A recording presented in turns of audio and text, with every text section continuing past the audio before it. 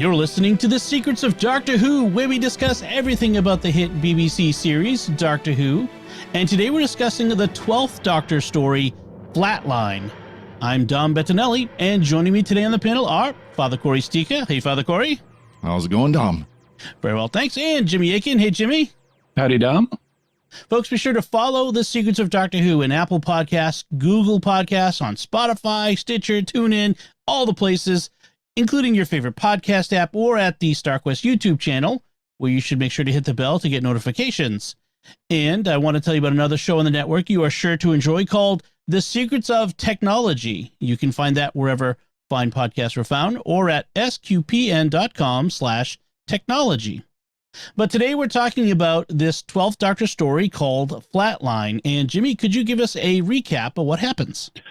The 12th Doctor and Clara land in Bristol and immediately realize that something is wrong. The exterior of the Tardis is half the size it should be, so something nearby is leeching off its exterior dimensions.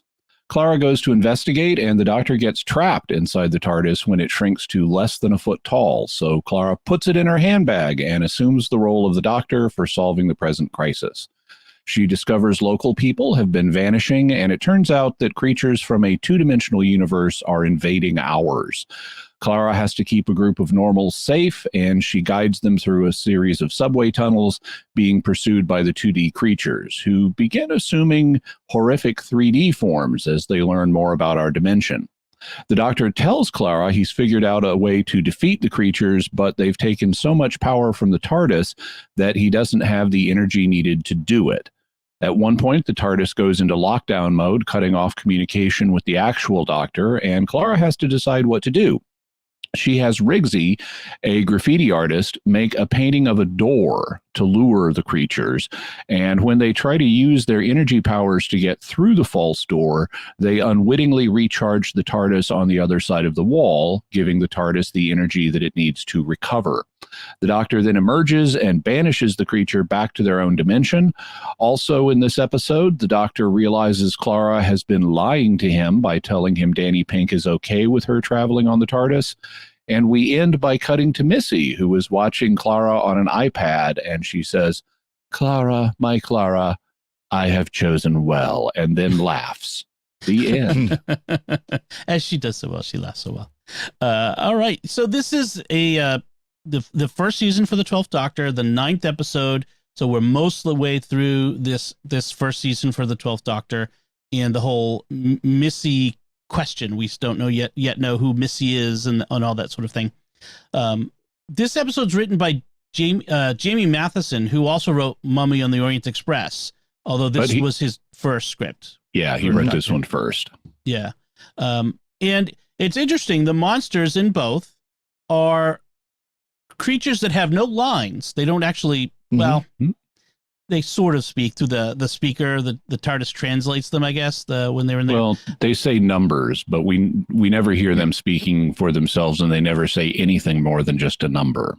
Right. And that keeps them very mysterious. I kind of like that as a monster of the week creature is the mystery. Yeah, I like that too. And he could have done a little bit better if he didn't have the Doctor give these things a name. At the very end, when the Doctor is about to banish them, the Doctor says, "And I name you the Boneless." And it's like, okay, that's just some kind of fan thing, right? You know, to give the fans something to call them, because there's no in-universe reason to give them a name, and certainly not Boneless. How do you know they don't have bones? They're weird reanimated versions of people, and people have bones inside them. So that's it. That giving them a name strips away a little bit of the mystery in a sense, because it's now we have an easier way to talk about them. It's unlike the creature in Midnight, which is, you know, an awesome episode, and the fact we don't even have a name for that thing it's just called in fandom, it's just called the Midnight Creature, because of the planet it was on in the episode it was in. So you know, it's even more mysterious. Yeah, I think the Midnight Creature may be the best one of the best of all the creatures, the monsters, because of that mystery, because we don't know, and we never know, and we may never know, and frankly, I hope they never bring it back because it keeps that mystery alive. Well, we never see it. We don't know anything about it. We just know that it can do the telepathic takeover, basically. Right. Exactly. Also, it has the same kind of progression as the Boneless do in this episode, where initially the Midnight creature, I recently rewatched Midnight, and structurally it proceeds in stages. It has this early exploratory stage where you're not sure if it's hostile or not. And then as it learns, it starts repeating what people say. Then it goes to speaking at the same time with them. Then it goes to speaking ahead of them. And at that point, it's in control. Yeah. And here we have the Boneless, starting to experiment with the third dimension, and then they start to be able to manipulate the third dimension, and then they start to become three-dimensional. Right. Yeah. And they get progressively more threatening. Right. Yeah, I think that's a great progression when you're writing this sort of story, is to have the creatures gradually become scarier, become more capable, doing more things. And the question, like even the Doctor in this questions, do they have evil intent, or they just don't know that they're hurting people, and by the end of it, he's fairly convinced they're bad guys. They're monsters. Incidentally, one of the things that I really like about this episode is the size shifting that goes on with the TARDIS. This is something that we don't see very often. It first happened back in the very second season of Doctor Who. In 1964, there was an episode which we reviewed called Planet of the Giants, where the TARDIS materializes small, and everyone in it is small too. And so the first Doctor and Ian and Barbara and Susan have to, when they come out of it, they have to interact with the world, but they're tiny. And that was an extremely creative idea. The TARDIS also got smaller in the third Doctor's time in Carnival of Monsters, when it materialized in a miniscope, which we'll learn about when we get to that one. It also shrank in the fourth Doctor's Logopolis because of the block transfer calculations of the Logopolitans. And it appeared tiny inside the Tesselecta in the 11th Doctor's Let's Kill Hitler and the Wedding of River Song. But I don't so much count the Carnival of Monsters or the fourth Doctor or the 11th Doctor ones, because there's nothing really creative. It's just, okay, it's in a small environment, so it materializes small, like in a miniscope. Right. And it's a minor part of Logopolis and the 11th Doctor stories. It doesn't really play a role in the plot, but here it does, and in Planet of the Giants it does. And normally the TARDIS just travels in space and time, but adjusting size is great, and that's an application that that we don't see very often. And I liked the way they played it in Planet of the Giants. And here it's different, because it's the Doctor is still full size. Right. It's just the TARDIS that's shrinking, and he's stuck inside of it, which is actually a good thing, because that's where the controls are. If I'm the Doctor and the TARDIS is shrinking uncontrollably, I want to be inside this thing. Right. And it's just the outside that's shrinking. Yes. Because it's already smaller than the actual TARDIS, as he kind of alludes to as well. Right. Yeah. So, but here it's playing a role in the plot, and I really like that. Yeah. Yeah. I have to admit, who wouldn't want to have one of those model TARDISes, though? The little, foot and a half, totally 2 foot model TARDISes that Clara picks up. We'd love to have one of those sitting on my desk. I want the slightly larger one, so I can have a little space I can go in and like drink my coffee and read, like just like a little quiet place. I want a full-size TARDIS. I want a real TARDIS. Yeah, well, yes. Yeah. Okay, I'm with you on that one. So one of the interesting things is they created this constraint of the Doctor in the TARDIS, and one of the reasons they did this was apparently Peter Capaldi couldn't do a regular filming schedule, so they had to constrain him to this limited space, which again, constraints often make better stories, and I think it's a better story for it. Yeah, so this is technically another Dr. Light episode, even though it doesn't feel like that. Yeah. Yeah. And it works out well, where Clara has to figure things out on her own, especially at times where she's out of communication with the Doctor. And she able to step up to the role And the doctor, of course, makes comment about that at the end, that she made an excellent doctor. Yeah, and even before that, I mean, from very early on in the episode, she consciously assumes the role of the doctor, and initially to his annoyance. And this is, I don't know if this is, I would guess, I'd have to go back and check. I would guess this is not the first time they've hinted about Clara progressively becoming more like the doctor to where she can function like him, but they put it center stage in this episode, and it will continue going forward. In fact, later this season, at the end of this season, there is an episode where she declares herself to be the doctor, and then we cut to credits, and she's in. It's got her eyes instead of Peter Capaldi's in the credits, right? And then it's the fact she's trying to be the doctor is her ultimate downfall in Face the Raven. So this is even if it's not the first time they explore this idea, this episode is the first time they really put it center stage and explore it in depth. Of, Clara is just functioning like the doctor, and Rigsy is effectively her companion. Yeah. And at one point, when she's leading the group of normals around, the doctor even tells her, "You really throw your companions into the deep end, don't you?" Which is, of course, a meta reference to what he does. Yeah. There's a lot of nice dialogue there where she really realizes everything that is involved in being the doctor in all these situations, in taking charge and in giving hope and not telling the others everything because they would totally just lie down and die with hopelessness, and all that sort of stuff comes out for her in this, and thus for the audience explicitly. And also, interestingly, as you mentioned, this is sort of the beginning of an arc that will take us through Face the Raven into Clara as the living between heartbeats with Ishildr on another TARDIS traveling around. Her own TARDIS, yeah. And this isn't the first companion we've seen that kind of turns into a mini doctor. Clara's probably gone the furthest, but of course you can think Amy to some extent. Of course, Dr. Donna, Rose, a lot of the New Who companions do, and even some of the classic companions, you could say, kind of take on a doctor persona. Yeah, that's quite true in New Who. The least successful time, I think, is the Dr. Donna. Because as soon as she becomes the Dr. Donna, she becomes insufferable. All she is spouting egoistic rhetoric and magically solves the problem at hand. And that is not what the Doctor does. That's a parody of the Doctor. And I wouldn't be surprised if that was done on purpose as a parody to kind of take some of the Doctor's tendencies and make them larger than life, basically. Possibly. I think in the classical, I think of like Nyssa and Zoe. I haven't seen Zoe yet, but although actually I saw her in the 10th Planet, I think it was, right? Oh no, is Zoe the yeah, she was in the War Games. The War Games, right. That's why I have seen her.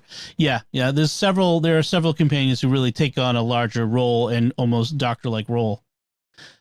So in the Ace is one. The Doctor's even training Ace to be a time lady. Right. And they explore more of that in books and things like that. Big Finish. Yeah. So the way that these 2D monsters work is interesting. It's kind of cool. It reminded me a lot of that book that they made me read in high school about like a creatures who live in a two-dimensional world. It was in like geometry. Oh, you mean Flatland? Flatland, yes. I knew it was connected to this title. By Edwin Abbott. Yeah. So I don't know if they still make kids read that, but it was kind of an interesting idea. They didn't make me read it. I wanted to read it. They assigned it, so that thus it was made me read it, and therefore I was resistant. I was a rebel. Never read it, so that wasn't part of my curriculum. But it is. For people who are not familiar with it, it's called, the full name of it is Flatland: A Romance in Many Dimensions. And the segment of it that people remember the most is where you have Flatland, which is this world inhabited by two-dimensional creatures like squares and hexagons and other kinds of polygons, and the priests are circular, and an entity comes from the third dimension named A sphere. So the characters are all A something. So you have A square, A triangle, A circle, and A sphere visits from the third dimension. And he is able to do seemingly supernatural, paranormal, magical things because he's from the third dimension. So like when he sinks and passes through the plane of the third dimension, what the two-dimensional people see first is just a dot, and then it expands and becomes a circle, and then it becomes a bigger circle as it reaches his equator. Right. And then it shrinks again away to just a point. And he's able to do things like lift people up out of the plane of Flatland and move them elsewhere, which is like teleportation to the Flatlanders. And he commissions the main Flatlander we meet, A square, to become the apostle of the third dimension and go out and preach about the third dimension and tell the two-dimensional people about it, which causes a conflict with the circular priests who put him on trial and are ready to execute him by driving a woman into him. Women are straight lines. And so and each generation has an extra side. So if you're a square, your son is going to be a pentagon. If you're a pentagon, your son is going to be a hexagon. And so they're going to bisect him with a woman, and A sphere swoops in from the third dimension and rescues him at the last minute. And so we have this mathematical, philosophical, religious story going on here, which actually contains valuable apologetic principles that I have used in discussions with people to talk about the supernatural and how it can interact with us.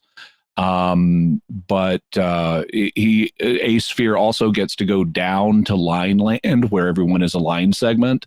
And what this is really all about is helping us three-dimensionals imagine what it would be like to interact with a higher dimensional, fourth or more dimensional reality. So it's really a very good book. It's well worth reading, and it contains important principles. I should go back and reread it now that I'm an adult and not a rebellious teenager, because I bet I would enjoy it a lot more. So in this case, these two-dimensional creatures are apparently exploring our dimension. They've discovered it somehow. They've entered into it, and they've started by like abducting people and taking them apart in second dimensions. And so we see like the first guy that we see get killed, his two-dimensional image is stretched across a wall. So it's like you can only see it if you kind of put your eye right up next to the wall and you see that. Otherwise, it's just an indistinct image. And it's his screaming face. And then we go into other places where people have disappeared. The first major guy, the first person they noticed who disappeared, he now exists as a giant patch of microscopic blown up skin on his wall. And then when it eats a policewoman named PC Forrest, her nervous system ends up on the wall. Yeah, it looks like abstract art. And to take a closer look, so it starts with then after that with Clara and the doctor and the Tardis, and they're having this conversation about Danny being okay with Clara traveling with the doctor, which turns out not to be true later, we discover. And as Clara, he's landing her at home, and as Clara goes to leave, she approaches, and the TARDIS door is small. It's not so small that she can't get out, but it is much smaller. And I noticed they use this sound effect as she approaches the door of the velociraptors from Jurassic Park. It's a very distinct sound. I thought it was kind of odd. But the doctor gets really excited, and he's going on and on because, as he says, he rarely finds anything he doesn't know anything about. And so he gets excited. I thought that was interesting. And he gives Clara the sonic and the psychic paper so that she can go out and start investigating while he's inside. Now, does he do that before or after it gets too small for him to get out of the TARDIS? I think before. Yeah. At least I have it, at least in the order of my notes.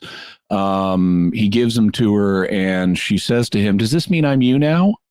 And he's like, no, it does not. And then she's immediately introducing herself to the public service workers who are painting over graffiti. They're apparently, we know from Riggsy, he's a graffiti artist and he's been sentenced to community service. And so he's having to paint over his own graffiti. And presumably all of the other community service workers have also committed minor offenses that they've been sentenced to this for, except for the one guy who's leading them, who is a jerk. Right. Jerk. Yeah. But she immediately goes, she's got an earbud so the doctor can hear her and see through her eyes. Mm-hmm. And she's got the sonic and she's going around scanning, and she meets the community service workers and is talking to Riggsy, and he says, hi, who are you? She says, I'm the doctor. And which she knows the doctor in the TARDIS will hear. And he's immediately annoyed by that. And she says, Dr. Oswald, and is what kind of doctor you are. She's like, oh, I'm usually kind of vague about that. I think I just picked it because it makes me sound important. Yeah.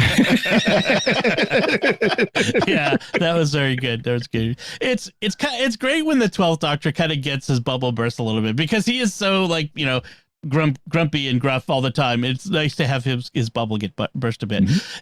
In fact, at one point he talks about being embarrassed by this whole thing, like getting caught in this dimension leeching situation with the TARDIS, because, as he says, Gallifreyans do dimensions. Like we're the experts on these things. How can somebody be doing this and we not be able to figure it out? So I like that bit there. There's also some nice comedy in this when they are talking about, like one bit of physical comedy that stood out to me. There's another one that stands out even more, but one bit of physical comedy that stood out to me was when they have these people vanishing in their apartments. They're describing it as a locked room mystery. And they're thinking, well, what happens in locked room mysteries? Well, option number one, the people are still in the room.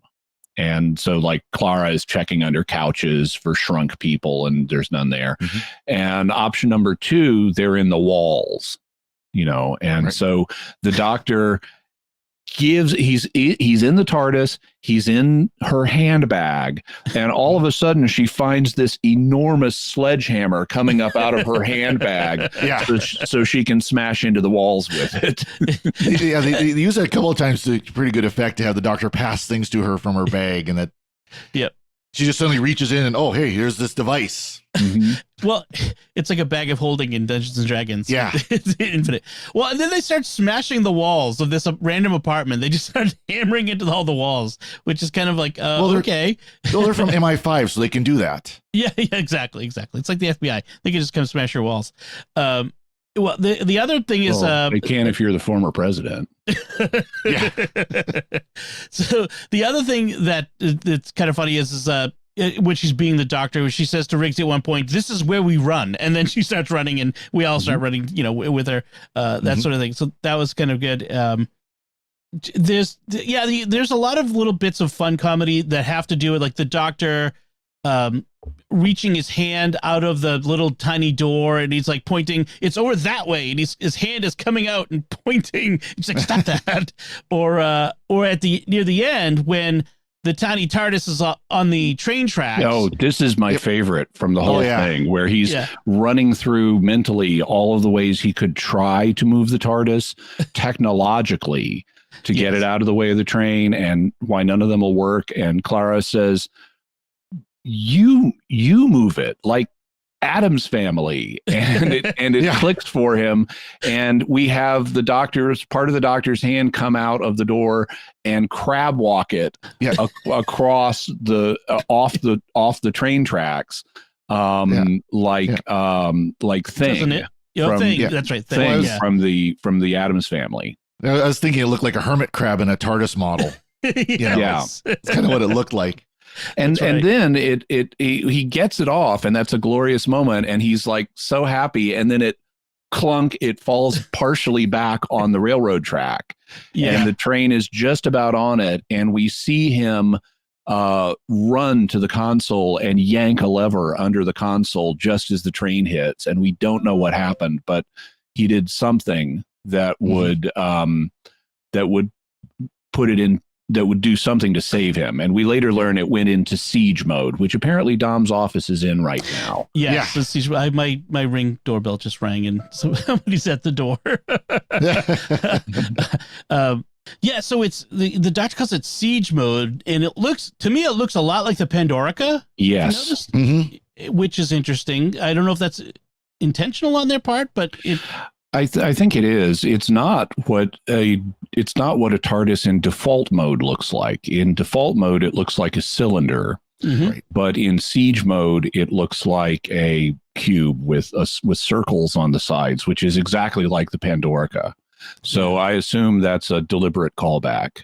Yeah, interesting that those are similar, and that could be, because the Pandorica was about containing whatever was inside, unable to get out no matter what, and that was what the doctor was experiencing inside, even including the loss of air and life support and all that sort of stuff. So you could even propose that the Pandorica was a specially fitted TARDIS in siege mode. That's an interesting point. Yeah.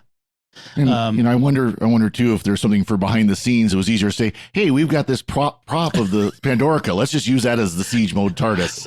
Well, actually, that would appear. I wondered about that too, but that would appear to not be the case. I looked up on TARDIS Wikia about it, and apparently the prop for the siege mode TARDIS was built specially for this episode. Okay. Oh, okay. Yeah, because like I said, it looks like it could have been the model they used to create the the CGI effect or whatever. Right. Right. So we have, like we said, we had Clara has taken this team of community service folks and taken them. They're running from the boneless, who have taken on the mural images of the dead. As a sort of, the doctor says they're wearing the dead like camouflage, and they've been chased into this train yard. And we have this one really creepy moment where they're calling out numbers, because each of the people on the community service team have a number on their jacket, and they call out this number. I think it was 22, and he's kind of standing off to the side, and Clara's like talking to him, and suddenly she's like, "Hey, what's going on?" And then we have the camera's perspective shifts, and it turns out he's no longer 3D, he's 2D. Yeah, he's already flattened onto the wall. Yeah, that was creepy. I mean, it was a little inconsistent because all the previous, people who've died, died screaming. His was instantaneous. We can maybe say they've gotten better at it or something. So there is one funny thing. The supervisor of this community service group is Fenton, I think his name was. Fenton, yeah. When Clara shows him the psychic paper claiming to be from Health and Safety, he's like, it's a blank piece of paper. It's like he's so lacking in imagination that he doesn't see the psychic paper, which I thought that was funny. Yeah, the doctor says it takes like a determined lack of imagination not to see something on the psychic paper. So this guy is pure bureaucrat to the bones. He also has a nice line because he's in charge of the group, and now Clara's taking it over. This is a situation where the doctor often gets into, where the supervisor will challenge them about why should you be in charge, and the doctor has to make something up. And so Fenton challenges Clara and says, "Why should you be in charge? Who are you?" And she thinks and says what the doctor would say: "I'm the one chance you have of staying alive. That's who I am." Yes. and yep, okay, that works. And then she says, to the doctor, quietly to the doctor, "I just hope I can keep them all alive." And the doctor says, "Welcome to my world." Right. Yeah, this is the sort of stuff that's going on in the doctor's head that we don't hear in other episodes.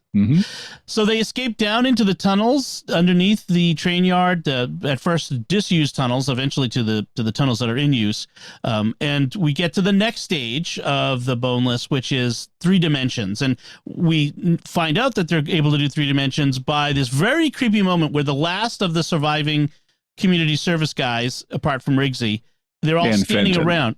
Yeah. And Fenton, the supervisor. Yeah.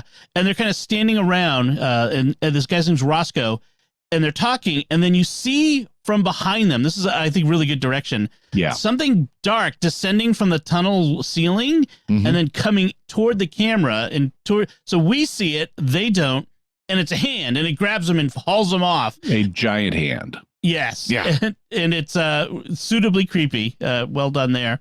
And then they come up out of the ground as these weird, almost like 3D printed, but not finished 3D printed figures. Yeah, they've saved the images of the people who they initially took, and they had, even though they like put PC Forrest's nervous system on this bedroom wall, there's a tunnel where people have built a kind of impromptu memorial to, like leaving candles and stuff, like when people do these days, at the front of the tunnel. But inside the tunnel, there is what people have taken to be a mural of the vanished people. And you have images of the vanished people standing with their backs to the people walking through the tunnel. So they're just standing there with their backs turned, motionless. Everyone assumes it's a mural, and it's not. These are images of the people who are vanished, and they're being generated by the 2D creatures. And there's a moment, actually a little bit before this in the episode, where those creatures, quote unquote, in the mural turn around and face the Clara and the workmen. And it's a really creepy moment. And so they've still got these images of the people they've flattened, and now they're assuming them and like puffing them out into three-dimensional forms again, but they're doing it imperfectly. And so they're like kind of shifting around. Little chunks of the people in 3D form are shifting around, and they look crumbly and blurry, and they don't walk right, and it's really creepy because it's Uncanny Valley territory. It's you can even recognize, oh, that's the guy from the beginning of the episode, and that's this worker, and that's this other guy, and that's this woman, and they're just shambling around in this really creepy form, pursuing people. Yeah. Don mentioned like an imperfect 3D print. I thought it looked like if you've ever seen like over-the-air television, digital over-the-air television, when it kind of glitches a little bit and, things get distorted, or not distorted, but shifted a little bit. The bits get shifted a little bit. It's That's like when Starlink goes bad. Yeah. That was Father Cory for the first half of this recording. Yeah. For those of you watching the video. So then we get to the part of the tunnels where the trains are actually running, and the train comes, and they stop the train, and the end of the tunnel, apparently the creatures are down there standing around, blocking the tunnel, I guess, and they're going to ram the train into the creatures, and Rigsy is going to sacrifice himself. He's willing to drive that train himself into the creatures and die. But of course, Clara's like, well, you could do that, or we could just do it where I use my hairband to rig the controls so that you don't have to. Yeah. Yeah. Because the train has a dead man switch, which is a safety feature, so that if the driver of a train dies, he will no longer be gripping the switch that allows the train to move, and the train will stop. And so this is to prevent uncontrollable runaway trains. And they've got a train driver now. So you have the crew at this point has all died except for Clara, Rigsy, Fenton, the supervisor, and now the train driver has been added to the group. And as they've stopped the train, she uses the sonic to stop it somehow. And the train driver gets off and is talking to them, and they explain that they need to, she's from health and safety. He's got the imagination to see it. and they need to use the train to ram what's at the end of the tunnel. And he mentions the dead man switch, and then he says something like, so we really need to ram it. I've always wanted to ram something. and he's ready to do it. Yeah. He's ready to do it. And then Rigsy hops on board to do it instead. Yep. Yeah.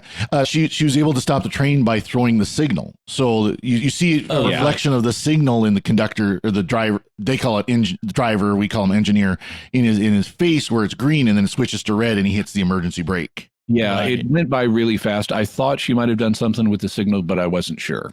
Yep. Yeah. And the train number is A113, which is an in-joke for CGI folks everywhere within the industry. It refers to a particular classroom at Cal Polytech, I think, or Berkeley, or whatever. A lot of these guys have gone to learn computer graphics and that sort of thing. And you find it in Pixar movies and Lucasfilm, Interesting. ILM stuff. So A113. So look for that in your favorite movies. But then, even with the headband on the dead man switch, the train barrels down the tunnel, and all of a sudden, it's flattened on the wall. Yep. Right, which you could probably predict it would happen. But yeah, that's kind of wild.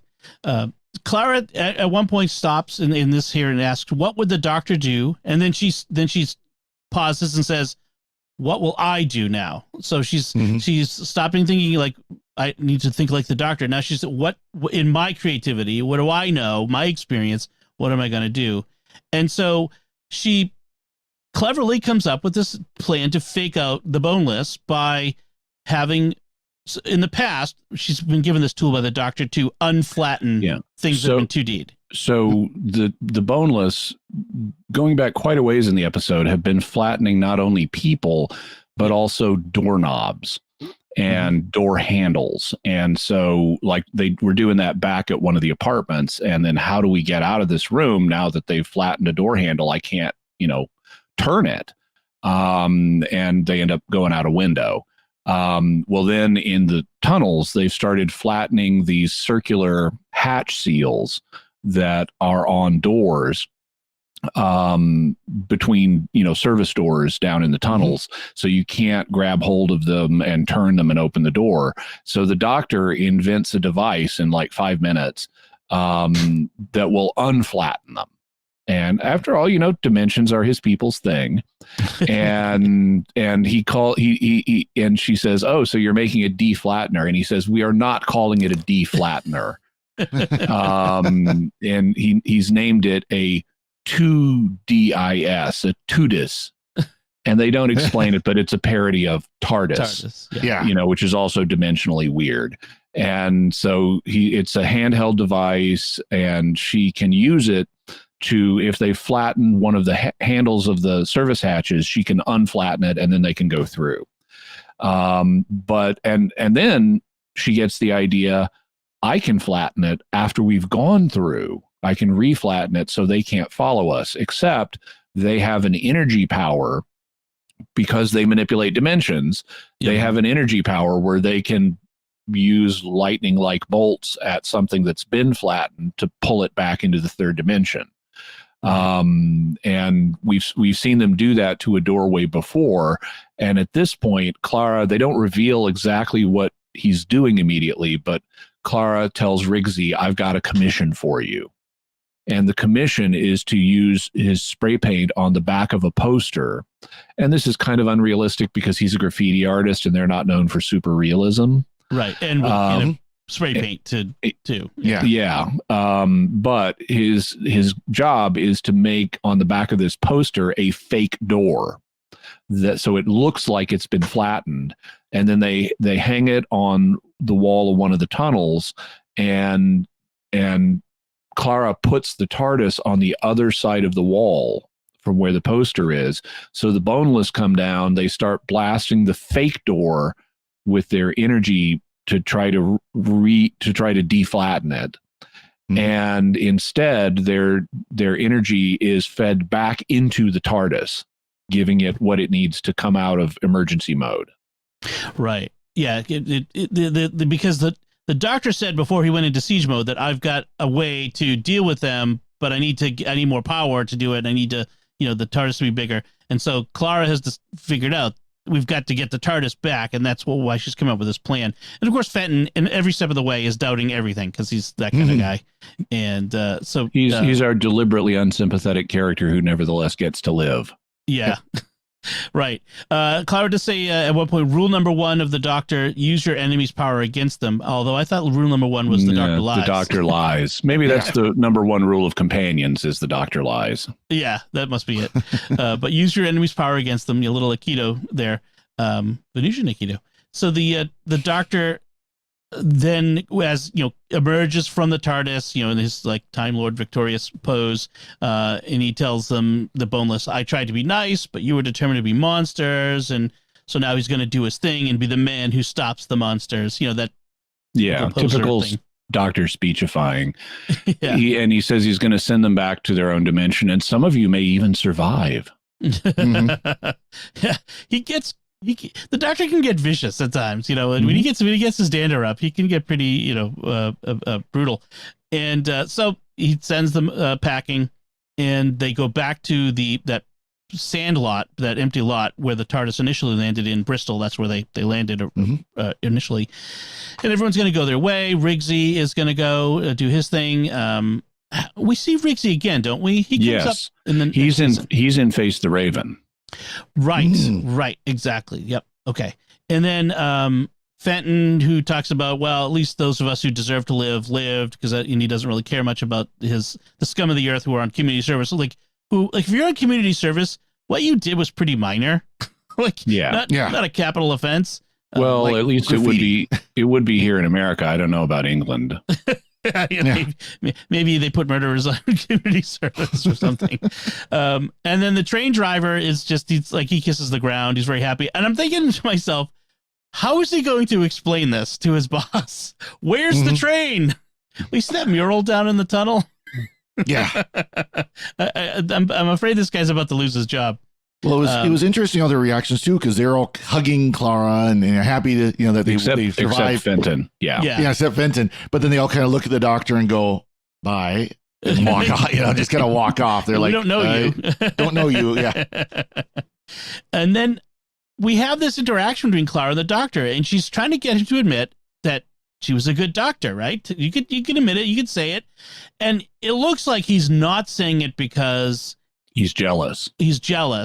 But there's more to it. He's disturbed. And he says, you were an exceptional doctor, Clara. Goodness had nothing to do with it. What does he mean by this?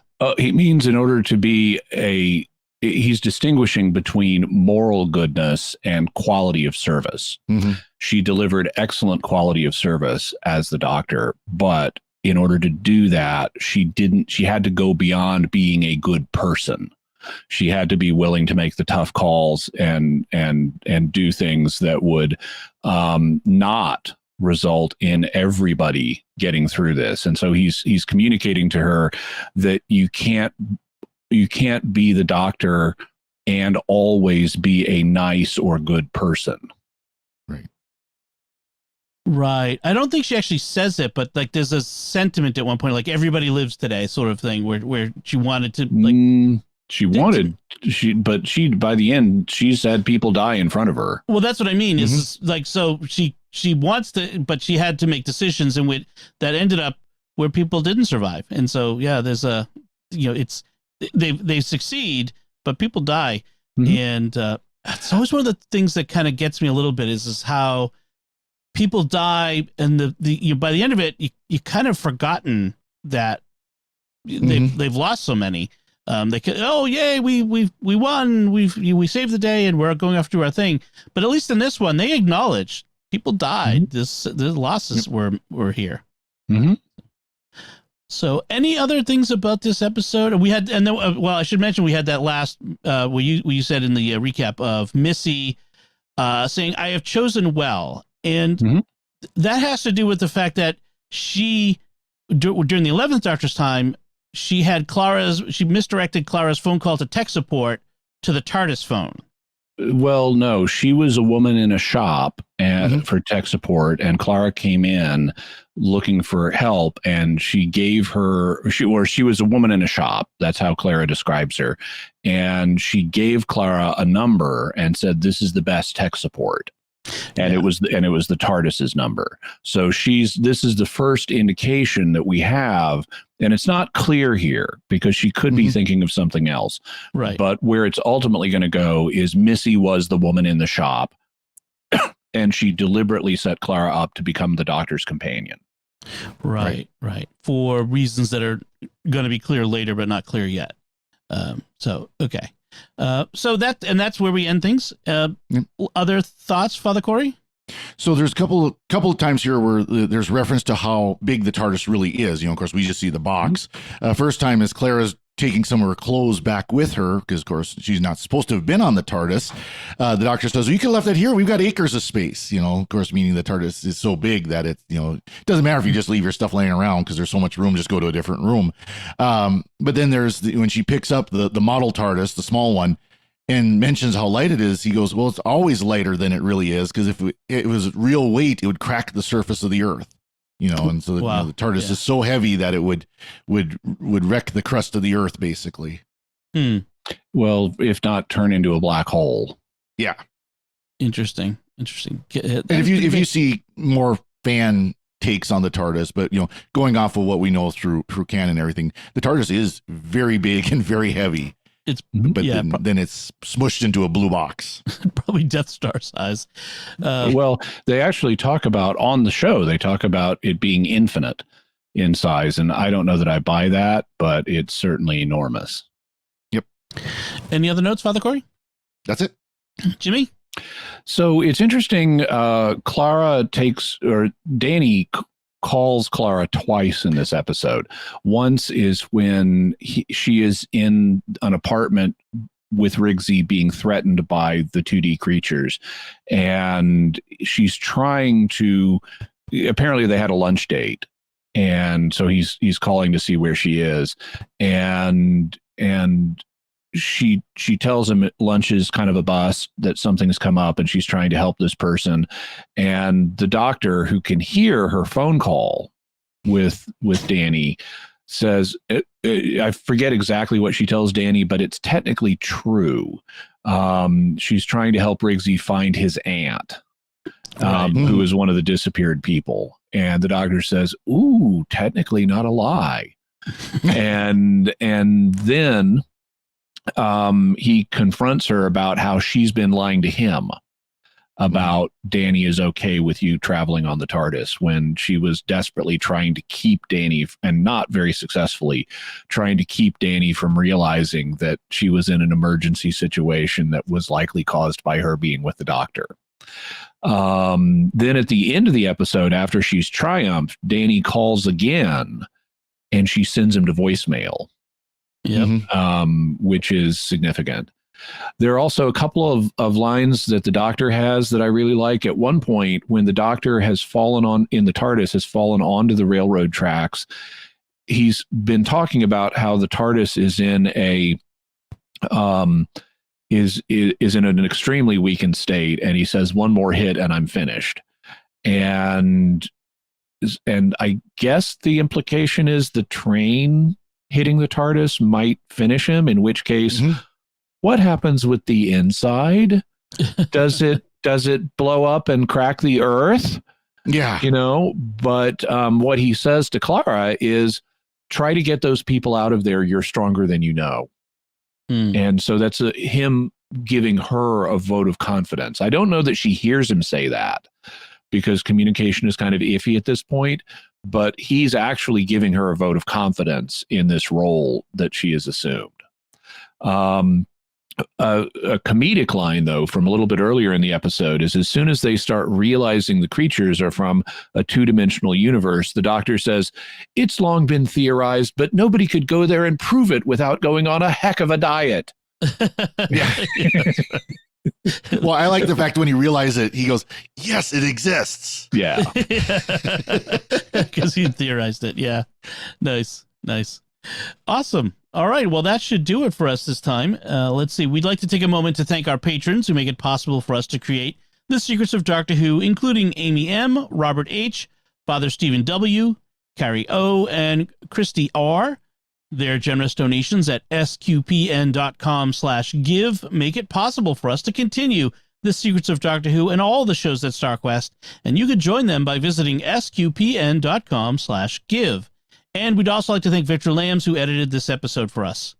So that's it from us. We would love to hear what you thought of this 12th Doctor story called Flatline. You can let us know by commenting on the show at sqpn.com or the Secrets of Doctor Who Facebook page. Send an email to doctorwho@sqpn.com. Visit the StarQuest Discord community at sqpn.com/discord. And we'll be back next time when we'll be discussing our 300th episode, and we'll be ranking the companions. That'll be a lot of fun. Until then, Jimmy Akin, thank you for joining me and sharing the secrets of Doctor Who. Thanks, Tom. Father Cory Sticha, thank you as well. Thank you, Dom. And once again, I'm Dom Bettinelli. Thank you for listening to the secrets of Doctor Who on StarQuest. And remember, this is just embarrassing. I'm from the race that built the Tardis. Dimensions are kind of our thing.